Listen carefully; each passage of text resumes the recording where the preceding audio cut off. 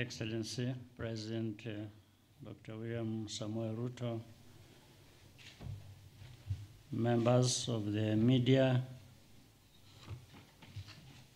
honorable ministers, distinguished ladies and gentlemen.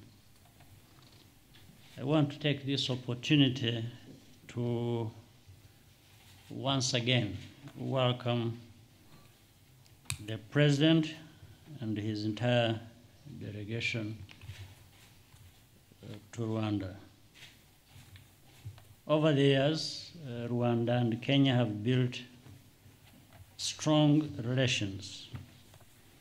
Today's visit underscores that friendship. The President and I had productive discussions. We've just witnessed the signing of agreements in key sectors such as ICT, health, education, youth, and agriculture. These new areas of cooperation will bring us even closer together. We are very happy that Rwanda is home to a large and vibrant Kenyan community. We are grateful for their contributions to our development. Private sector growth is a key priority for us in Rwanda and Kenya. Regional integration and trade is a big part of that equation. I hope we can leverage these shared interests to equip our youth with the skills and knowledge to innovate and compete.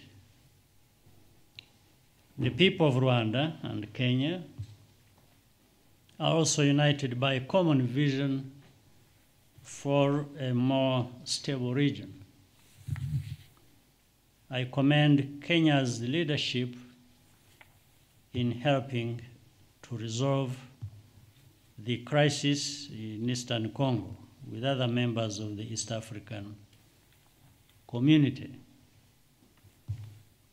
To put our resources together is to own our development with less dependence on the rest of the world. Mr. President, my brother, once again, thank you for visiting our country. May I now invite you to give your remarks.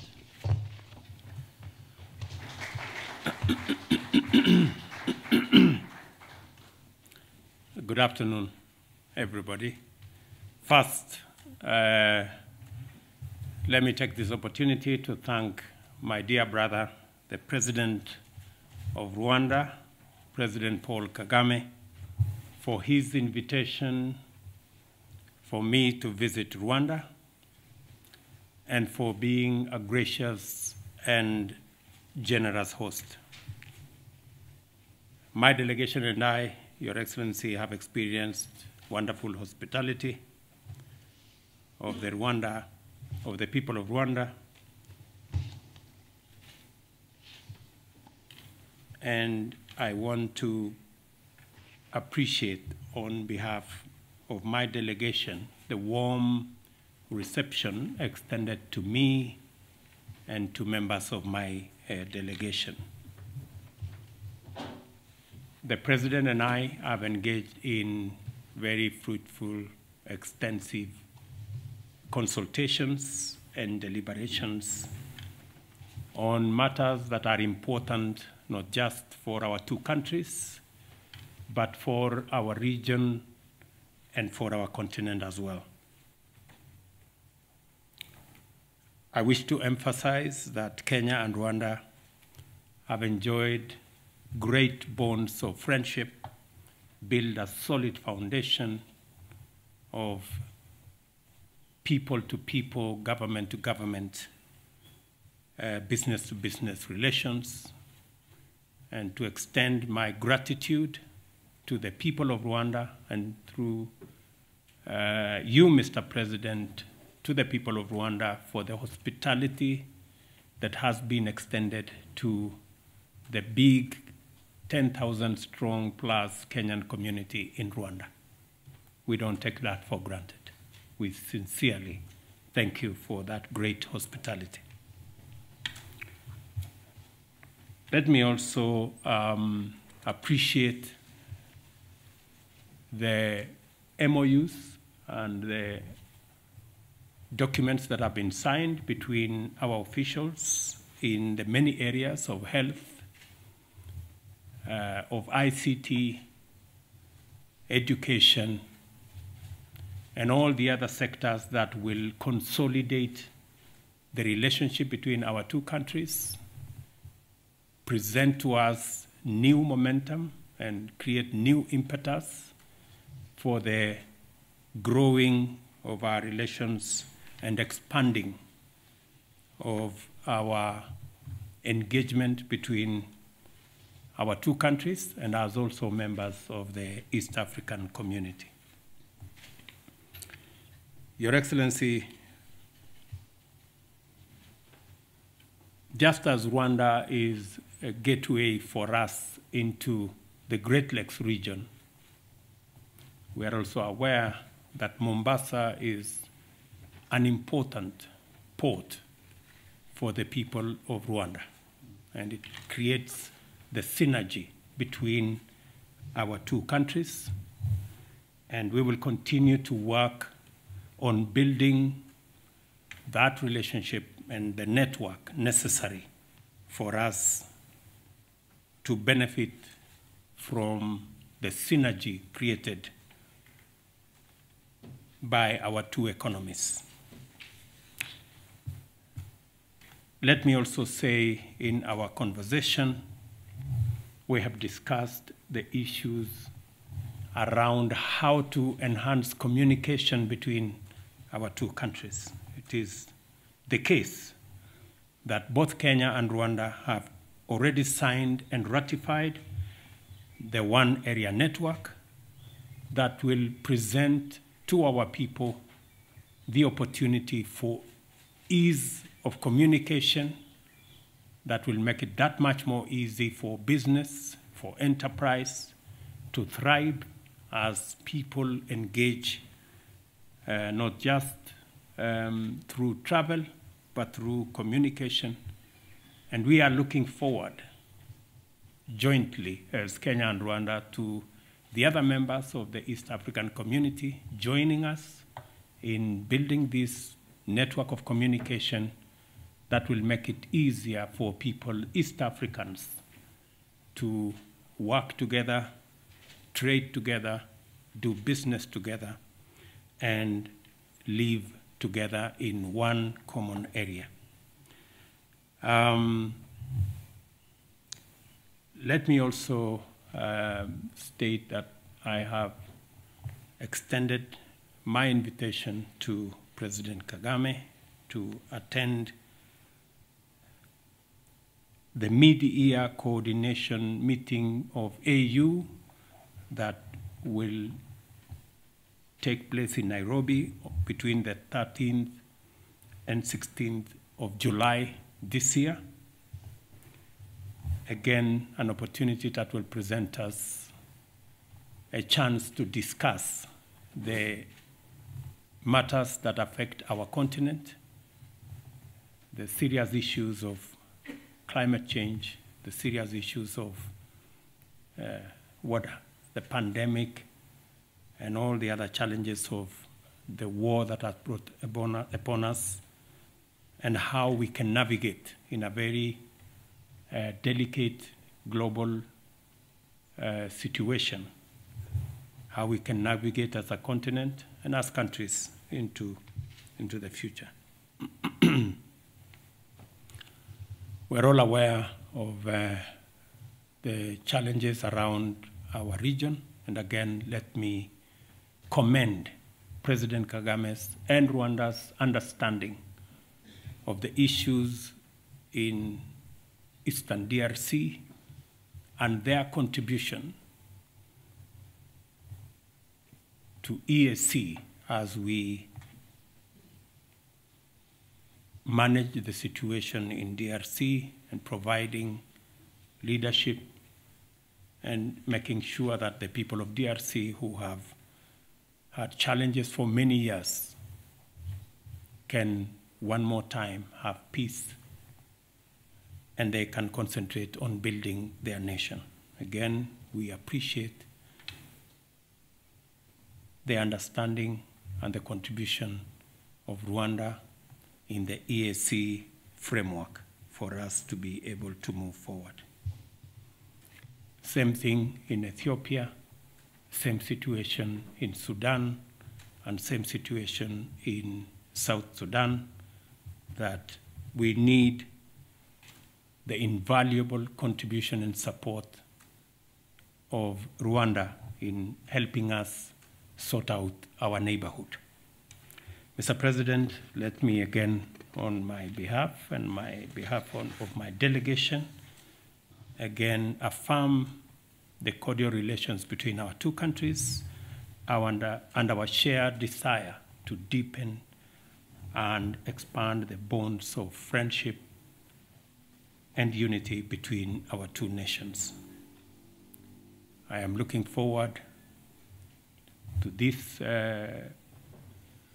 visit and all the other stages of this visit, and I am confident that the people of Kenya and the people of Rwanda will be the richer out of this engagement. I thank you. Asanteni waheshimiwa. If you allow me, we will now begin by taking brief questions from members of the press. If we can have the first question, Leila.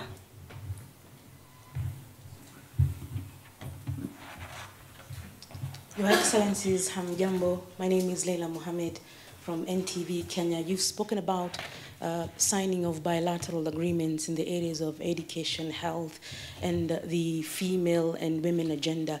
Kindly clarify to the people of both nations a deeper understanding of what these agreements entail. For example, in education, we know that Kenya is undergoing a new CBC system. How does Rwanda engage with Kenya on such grounds? Thank you.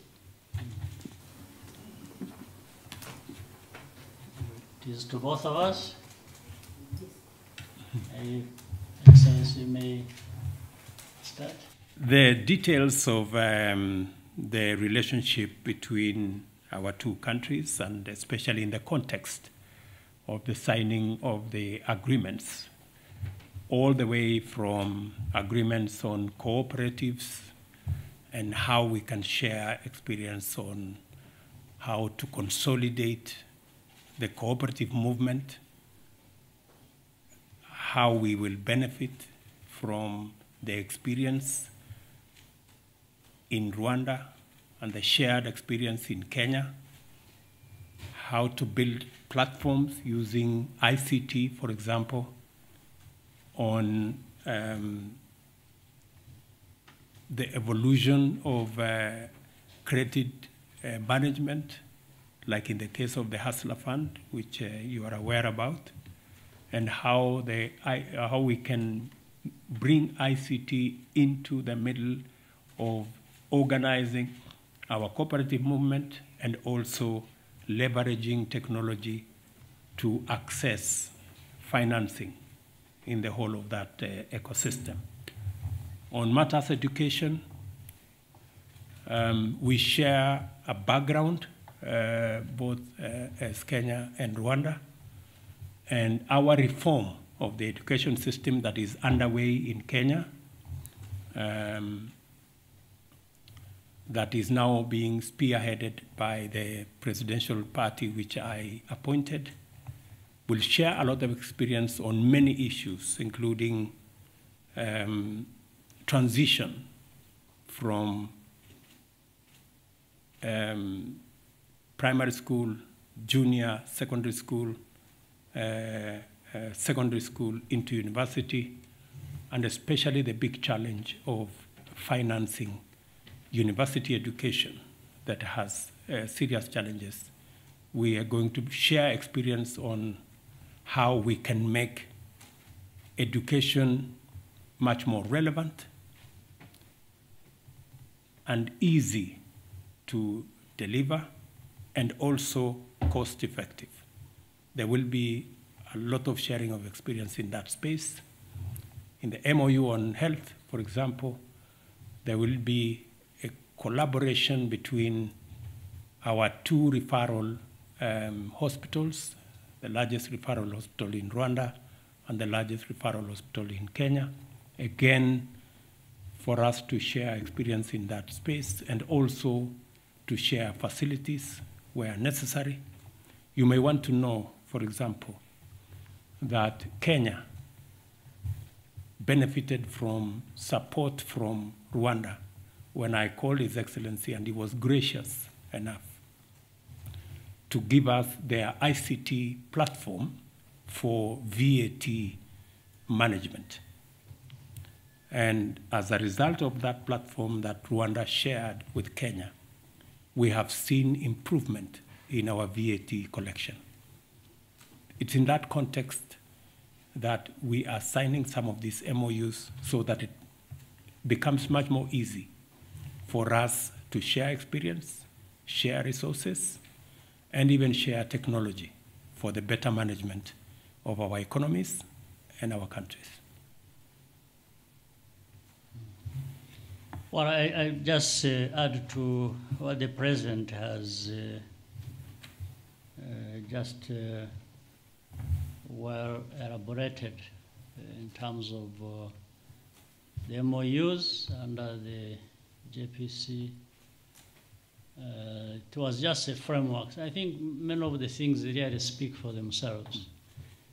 It's a framework that will help us identify which key areas of interest to both countries where we can cooperate and add value and continue. What the sectors mentioned are not the only ones. There are more that have been ongoing or more that will come where that cooperation is going to be very helpful. And it is about learning from each other, from learning from different experiences. And in fact, Mr. President, and I'm sure it is of interest to the audience, the many thousands of Kenyans who live here, we are happy that they are here. Many things they are doing for themselves. But in the end, what they are doing for themselves is also beneficial to the country, to the people of Rwanda. And in fact, for example, some of them are teachers, so where we have shortage of capacity. Some will be doctors, others work in the hospitality sector. So they have even helped fill the gaps that exist in our own systems. Because of where we have come from, we didn't have, in fact, and by the way, they have been here for a long time. They've been here significantly here. They started being here maybe in the year 2000, but even slightly before that. And at that time, we had no capacity in this country in all sorts of ways, in any sector here. So the Kenyans mainly and other East Africans came here to do what they know how to. In that sense, they benefited, we benefited. Mm. And this is really what is being elaborated in these MOUs and the cooperation and the relationship we have between Rwanda and Kenya. So this is just a smaller part, in actual fact, of the big thing we have to do. Thank you. Let's have a second question from Sophie. My apologies, I'm not going to stand because I'll disturb the cameras, okay. because No some worries, of them are live. no worries. My name is Sophie Mkwena from the South African Broadcasting Corporation, SABC. It's an opportunity that comes once, therefore I have just 3 questions to both the leaders. The issue of the conflict in the Great Lakes region in the DRC, it is of a concern not only to the 2 countries, but generally including South Africa. How can this matter be resolved? And then the second question is in relation to President Ruto. Back at home, are we likely to see another handshake? I'm saying here in relation to your announcement on Sunday, if my memory serves me well, that you are willing to engage the opposition.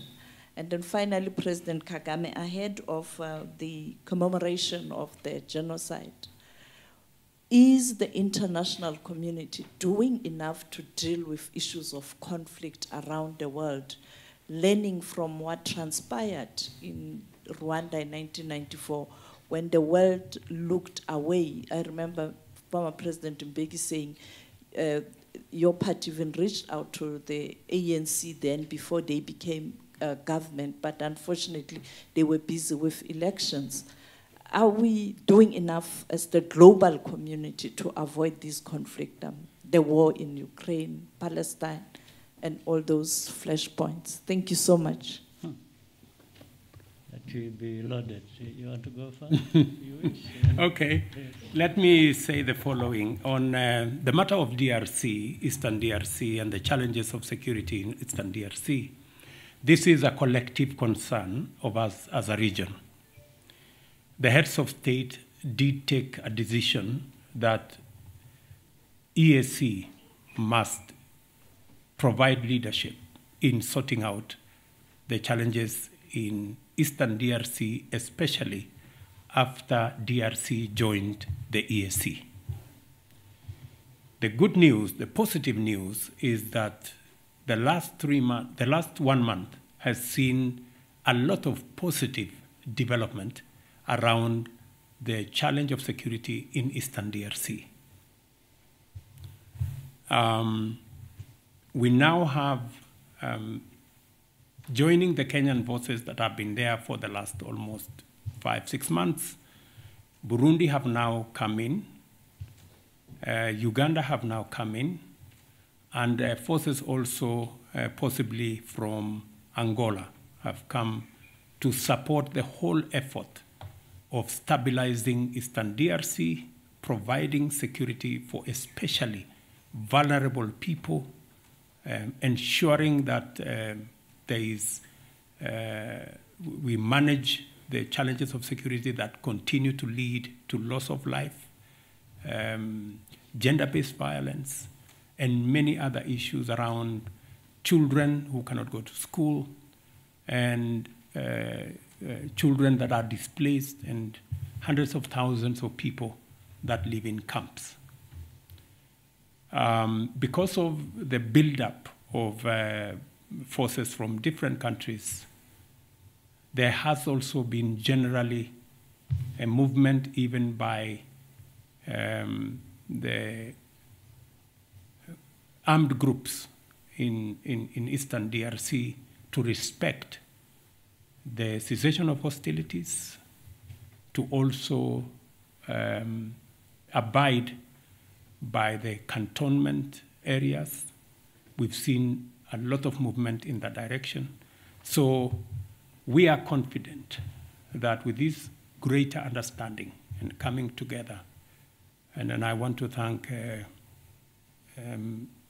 the heads of state of EAC for providing leadership in this area, And we are working together to see to it that we stabilize Eastern DRC so that Congo can have peaceful elections and they can continue to enjoy their country.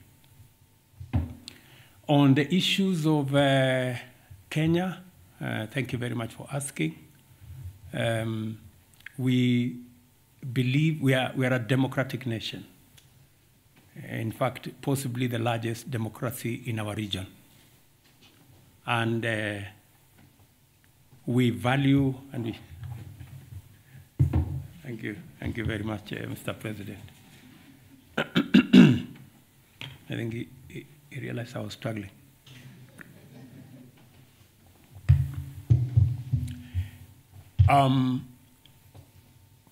As I said, we are a democratic country. We went into elections in August last year. Highly competitive election, very peaceful election, the best acclaimed outcome ever, an election that dealt a big blow to ethnicity, that election was devoid of any ethnic propaganda or any ethnic persuasions. Kenyans voted, and the outcome of that election was acclaimed by all the people who went through that journey with us, including observers, both domestic and also foreign.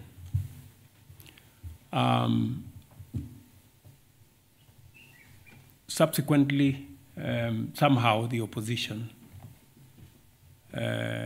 after 5 months, decided to make a claim that they were told by a whistleblower that possibly the results were different.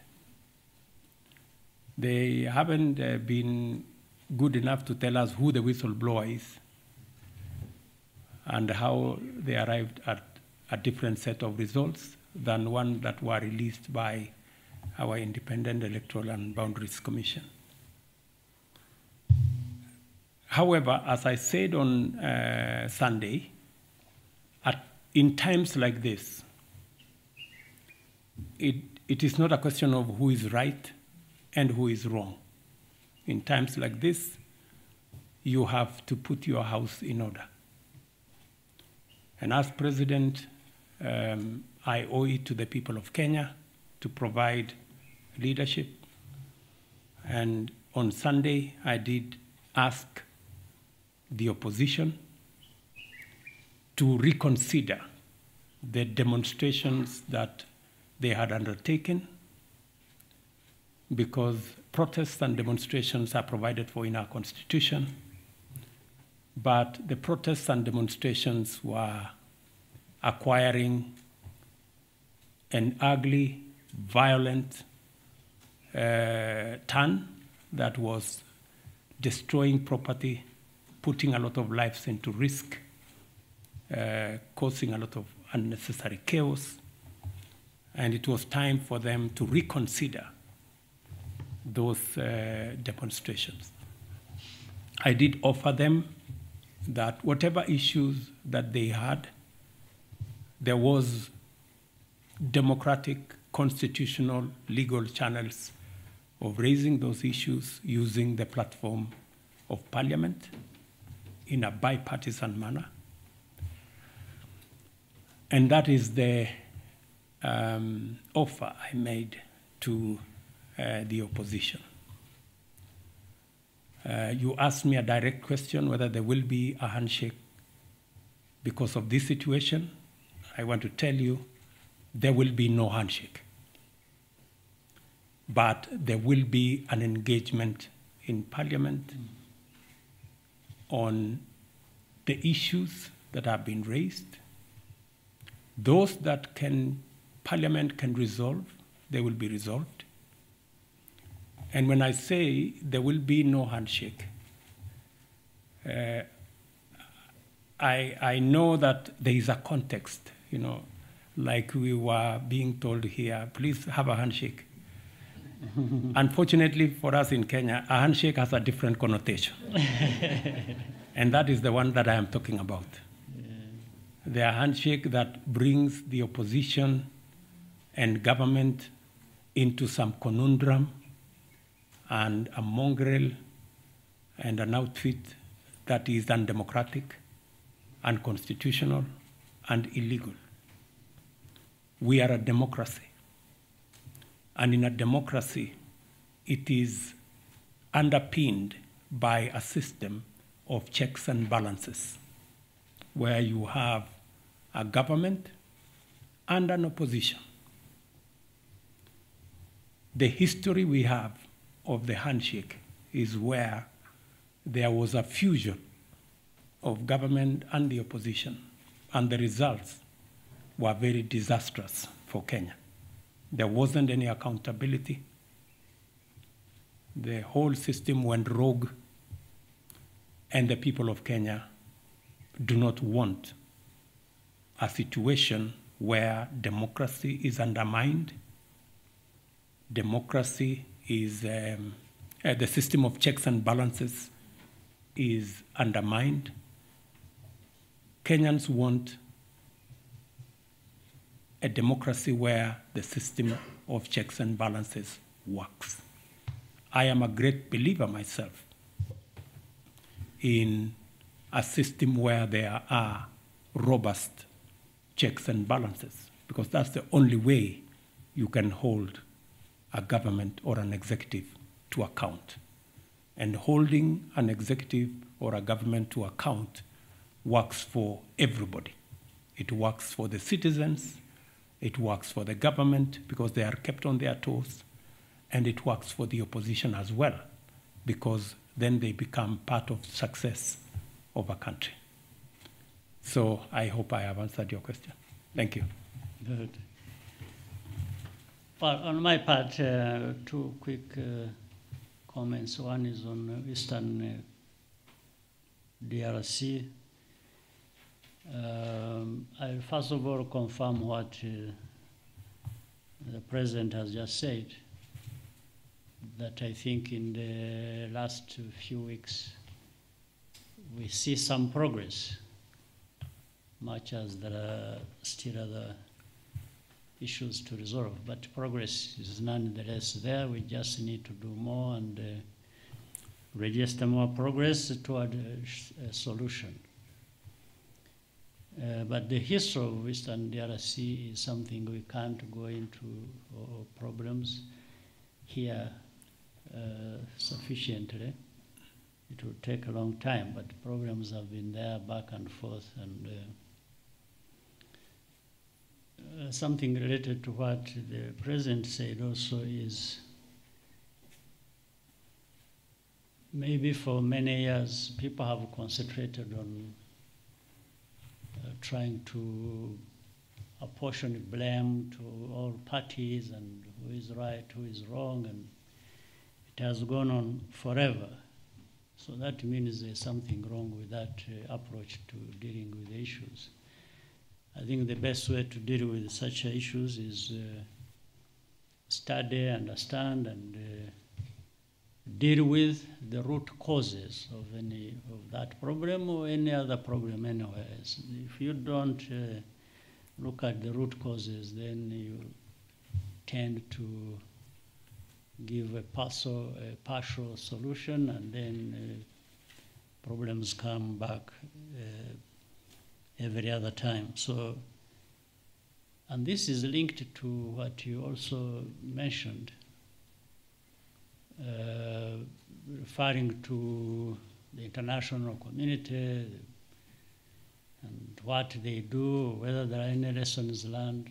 I want to, first of all, assure you there is very little learning in our world, in the world we live in. And that's why you find crises happening everywhere after crisis. If we learned lessons and applied the lessons, I think we would have less problems. Like in our case, the Eastern Congo problem has been there, has been related to problems we had here in Rwanda in some way. Then other things are specific to Congo. So then there is a mixture of Rwandan problems, Congolese problems, and when they mix up and you don't approach it correctly, you tend to have a permanent situation like this. So, but with the involvement of the East African community, the countries so far involved, I think putting heads together, the leaders of the East African community, and by the way, also because these are people near to the problem or linked to the problem, one or the other. It goes into what is so often talked about, African solutions.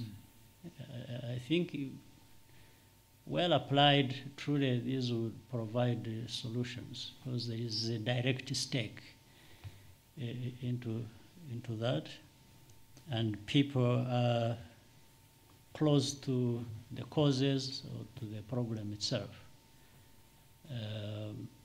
So I have hope that we can find a solution, and maybe the outside world, all we need to ask is to support what the African leaders are doing and countries are contributing to, instead of getting into the mix themselves with what they think should be the solutions. It's better to support the solutions or the proposed solutions by African leaders. So I think we have that problem is there. The processes are on to deal with the problem, but I think we give it time. The sooner we can really do things that we have to do, then we would have would find solutions also that people are waiting for.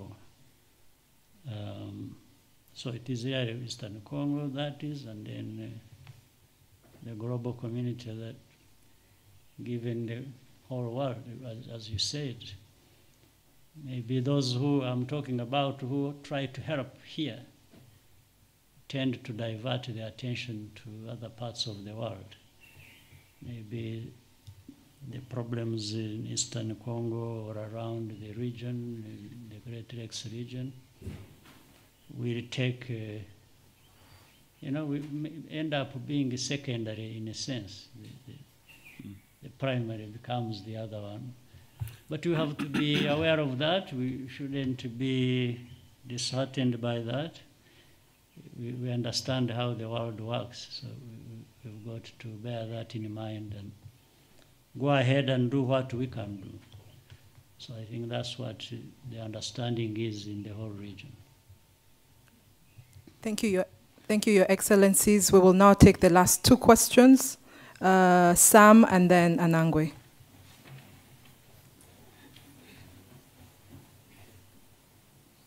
Who is Sam?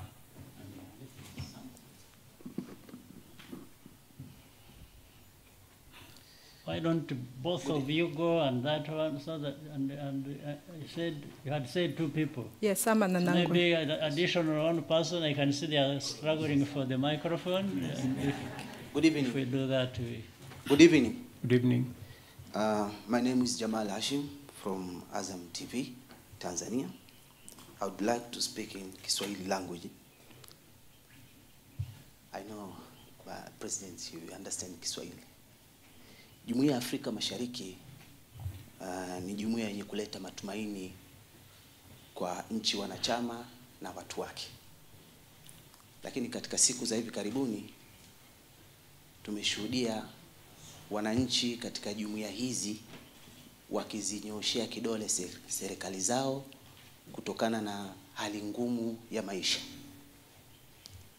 Mkiwa kama viongozi wakuu wa jumuiya wa nchi wanachama wa jumuiya hizi Afrika Mashariki, mnadhani mnaleta matumaini gani kwa wananchi ili kurejesha walau furaha kutokana na hali ngumu ya maisha ambayo wamekuwa wakinyoshea kidole serikali zetu za jumuiya? Swali la mwisho, kama sitawakwaza wenzangu, ni kwako wewe Rais Paul Kagame, ambaye umeongoza, ama kwa hakika umeongoza taifa hili miaka 30, na kwa macho yangu mimi mara kwanza kufika Rwanda nimeshuhudia mabadiliko makubwa na historia kubwa, na nimekusikiliza hotuba zako nzuri ambazo zimependwa hata na wananchi. Swali langu ni dogo tu.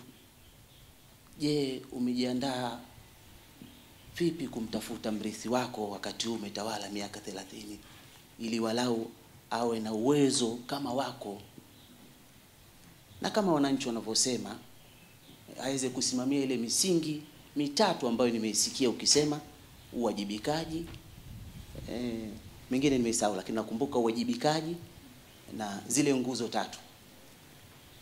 Ni hayo tu mheshimiwa. All right. I think wait for. I think we can answer all of them. Let them ask all of them, then we answer one go. Okay, maybe it's better that way actually. That's right.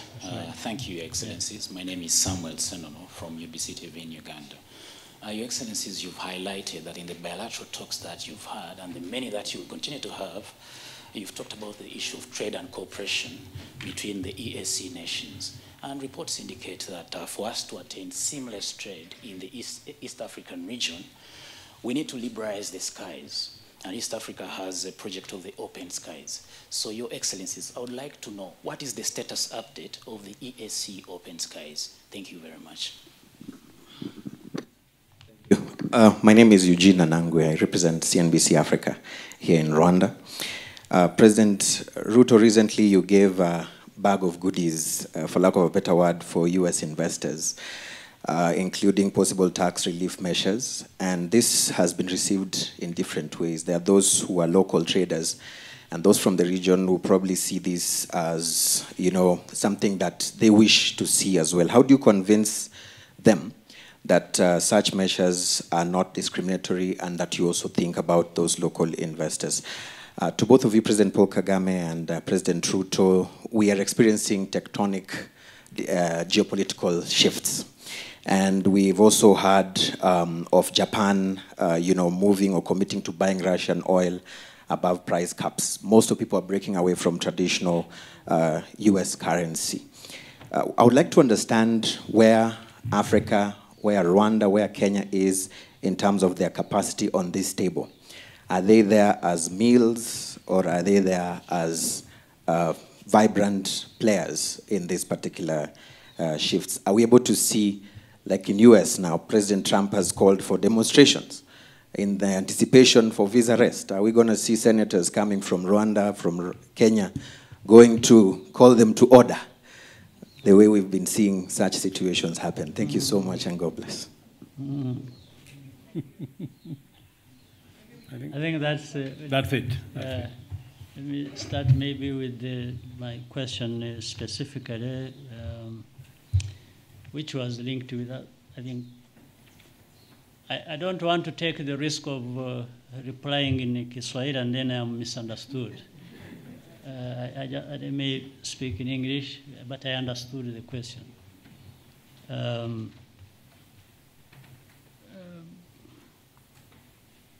Leaders grapple with all kinds of problems. I'm referring to the first question you raised. And it goes on for a long time. Problems, old ones, new ones. The leaders are there to work with the people of any country to try and overcome these challenges that affect them. So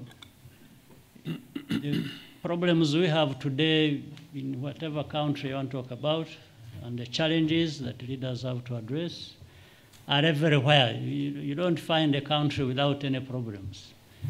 That is for sure. The different countries have different challenges, problems, but they also have different capacities to deal with those challenges. So on the first part about problems, say, in our region, in different countries, and people pointing fingers at leaders, and that is what to expect with the leadership, with the politics, and with the challenges the countries face all the time. Now, on the transition part for the person in the president of Rwanda, is, again, another issue. I fully understand what you are talking about. It's an issue that has to be addressed sooner or later.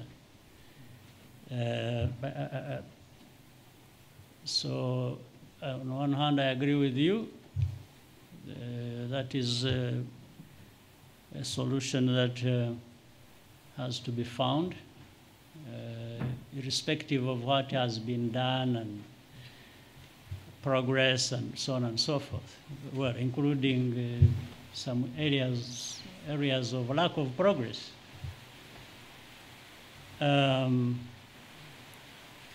But maybe you heard my speech. Is it the other night?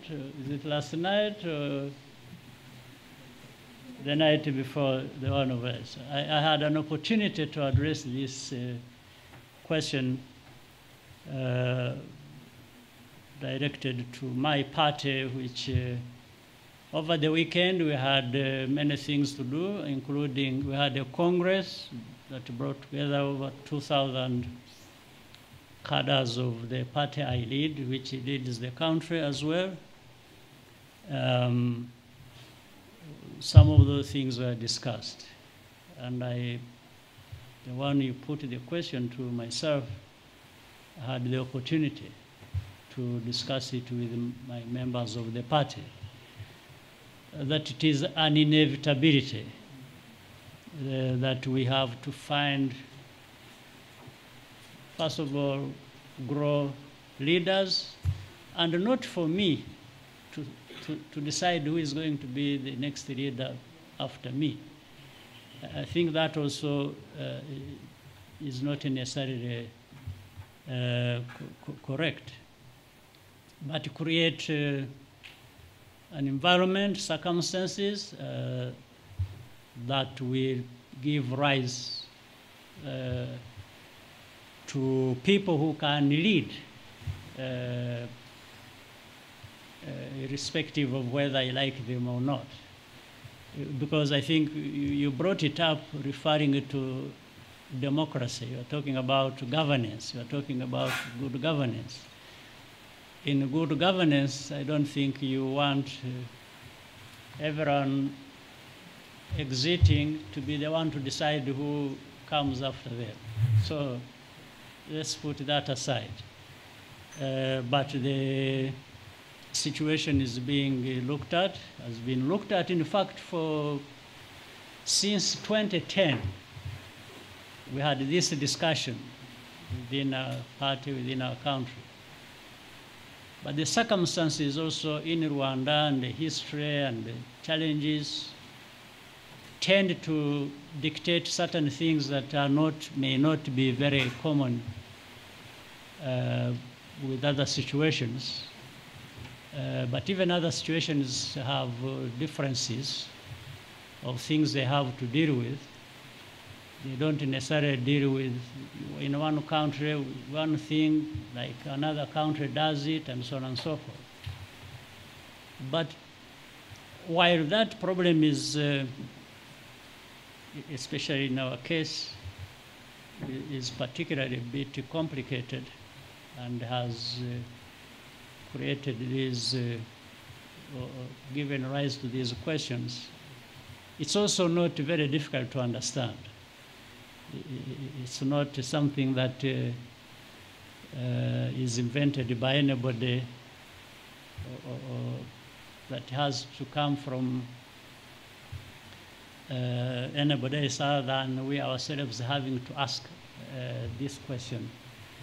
Because at the end of the day, we are the stakeholders, and we aren't doing it for anybody else or to please anybody else or to do that.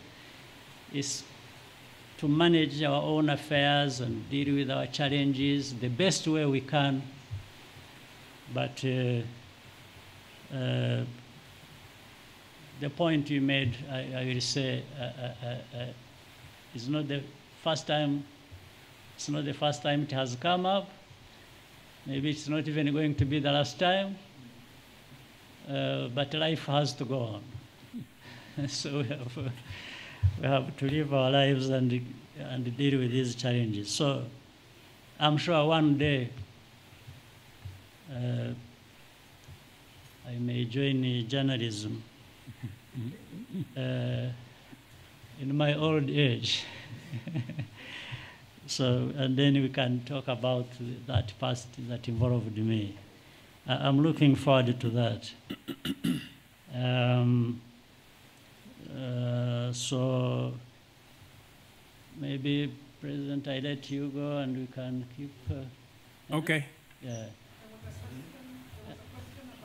There was a question about the progress of the EAC Open Skies project.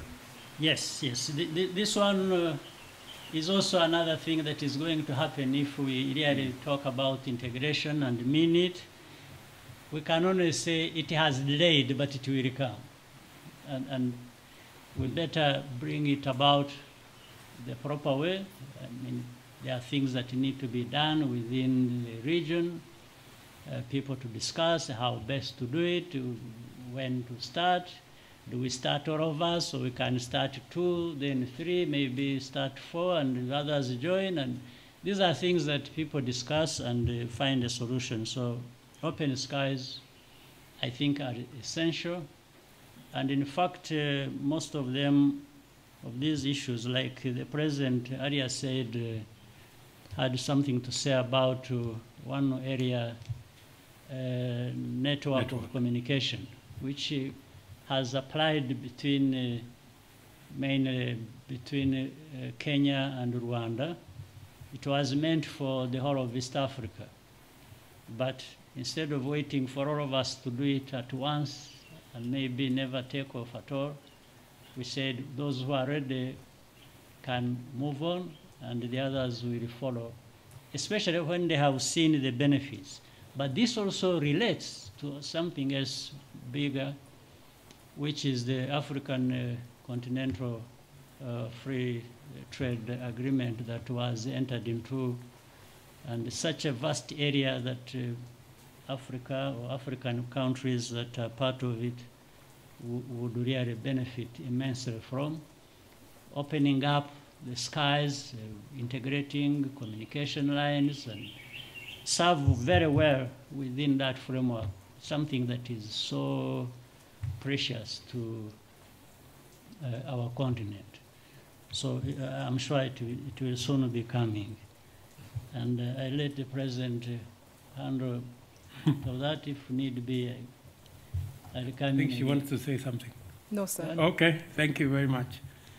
So let me say the following. I heard you talk about why don't you look for a successor?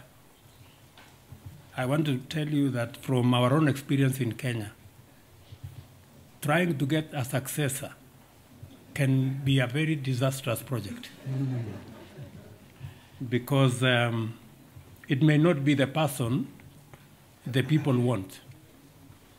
So I think that's an area that requires much more than identifying somebody and saying, telling the population this is the person.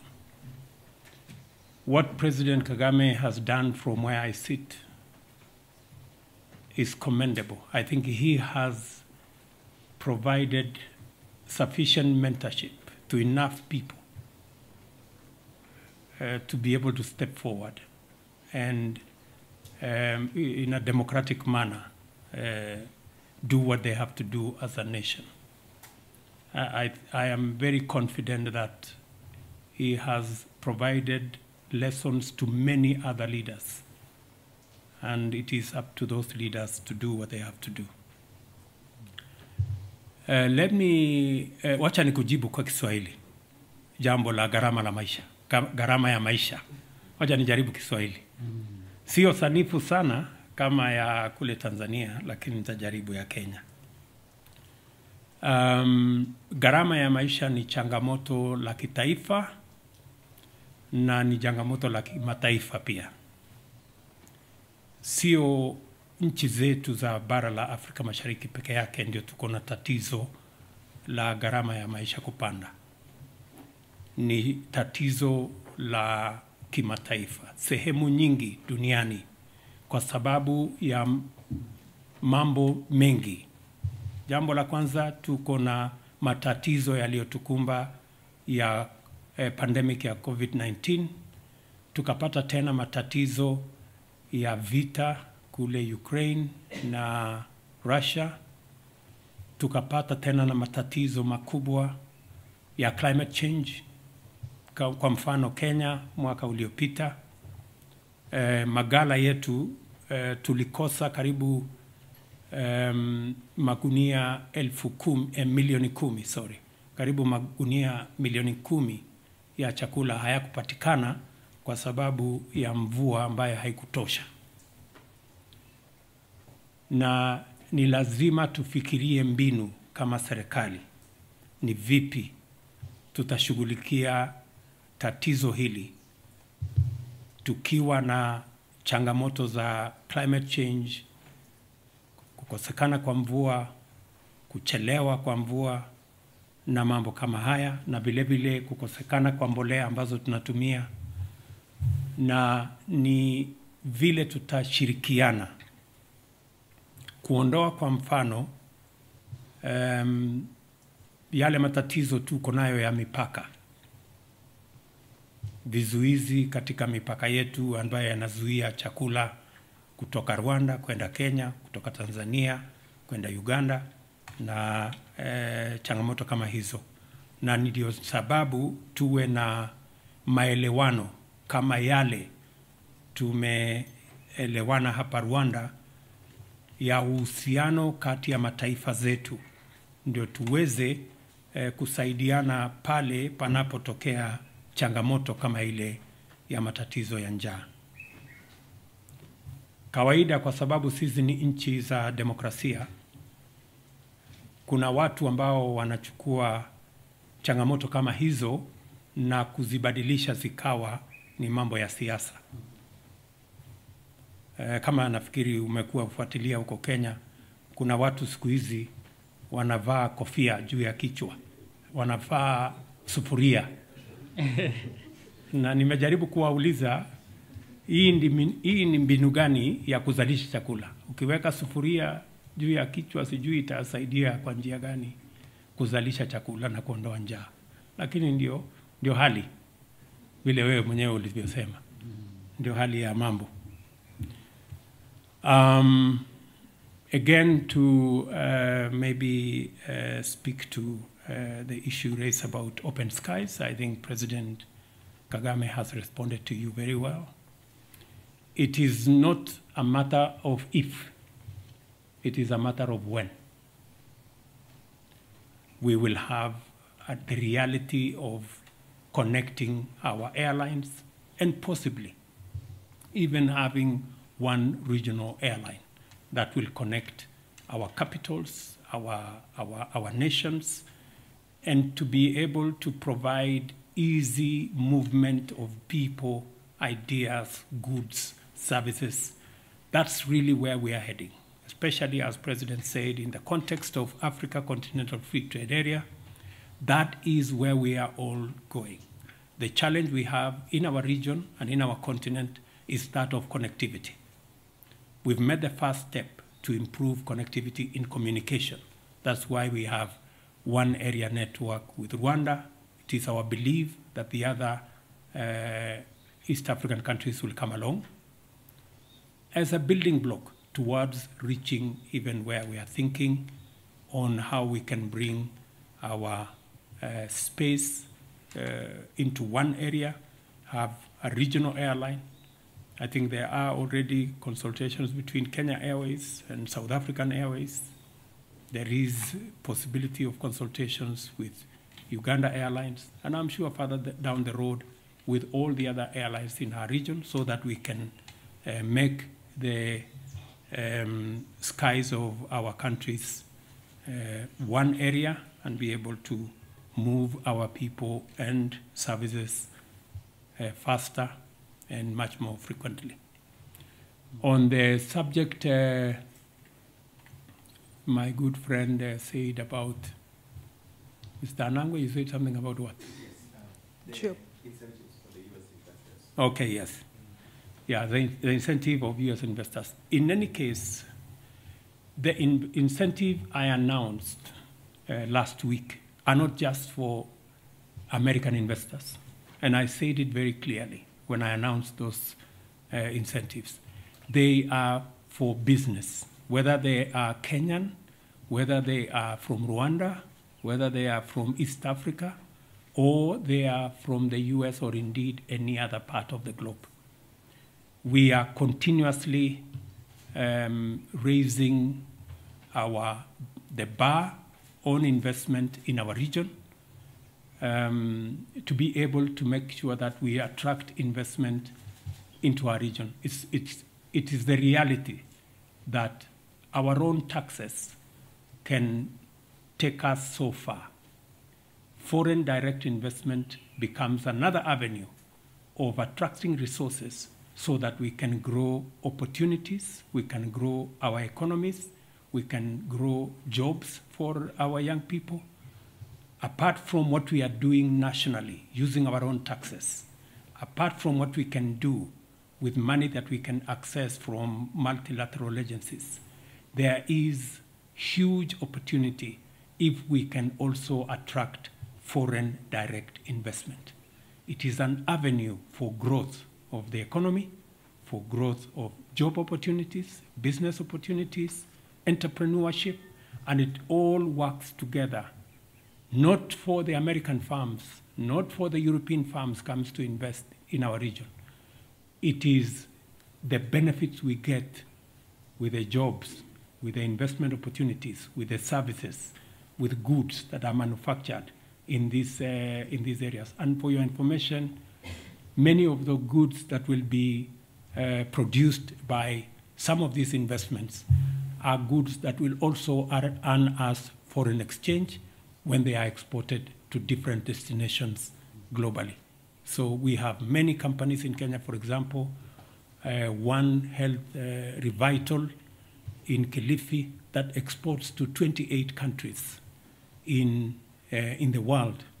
And it is an investment from an American company combined with a Kenyan company and a collaboration with other entities. So these investments must be understood in that context. I know narratives are always created around these investments politically, but this is the background that I have shared with you. Thank you, sir. I think we've come to the end of the program today. Asanteni sana kwa kuwa nasi leo hii, President William Ruto. We wish you and your delegation a beautiful stay in Rwanda. Thank you. May we